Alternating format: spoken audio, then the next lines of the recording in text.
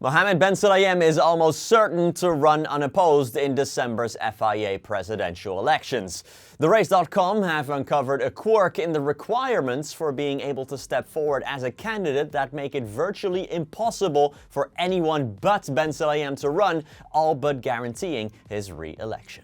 There are other people who said they are interested in running, like former Chief Formula 1 steward Tim Meyer and more recently Laura Villars and Virginie Philippot. However, the big complication is that all three candidates will have to present a so-called presidential list by October 24th. This list needs to include, besides the name of the presidential candidate, a team of 10 other individuals, including 7 vice presidents for sport. These 7 vice presidents need to be taken from a list of candidates that the FIA has approved, and these 7 must be from 6 different regions.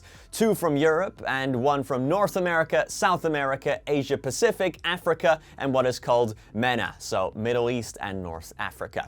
The FIA's list of approved candidates only has 29 people on it, and only 1 from South America, Fabiana Eccleston. She is supporting Ben Sulayem, and rules state she can only appear on one list, making it impossible for any other presidential candidate to complete a presidential list. Because of that, Ben Sulayem will probably run unopposed and be re-elected on December 12th. I hope you got all of that because it is quite convoluted. Mark Webber has admitted that his client and protégé Oscar Piastri could well be heading to Ferrari in the future, but only if and when he wins the championship first. Piastri has driven his entire F1 career at McLaren so far after being in the Alpine Youth Academy beforehand, but has flagged Ferrari as a dream destination before. The last month has been far from ideal for Piastri. At Monza, there was the controversial team decision to tell the Aussie to let Norris back past him after a slow pit stop, followed by a lap 1 DNF in Baku, followed by a collision with his British teammate in Singapore, where Piastri clearly felt McLaren did not back him enough. The 9-time race winner's agent is of course Mark Webber, who himself often felt hard done by his own team back at Red Bull. Murmurings have started on Piastri potentially eyeing up a 2027 move to Ferrari, and Webber has reacted to this, speaking to RMC Motori.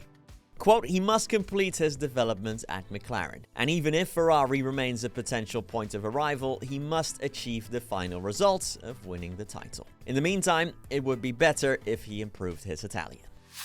Williams team principal James Vowles says he's open to speak to this man, Christian Horner, as he believes there is no point in closing that door completely. Vowles, who himself is quite a recent hire at Williams, believes Horner's know-how could be a valuable asset to bring into any F1 team. Horner has been away from the F1 grid since the British Grand Prix, after which he was relieved from his duties by Red Bull Racing and replaced by Lauren Mekis. Horner, who was at the helm of 6 Constructors' Championships, has logically been linked to many outfits since his dismissal, including Ferrari, Alpine and Cadillac, although all 3 teams have denied being interested. Vowles and Williams welcome a chat with the Brit, although there won't be any job openings for him.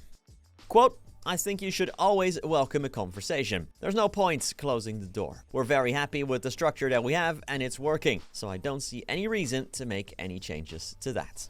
Well, that's been it for today's news video. Don't forget to follow us, by the way, on all social media channels to stay up to date on all the latest F1 news. But hopefully I'll see you in the next one, and peace.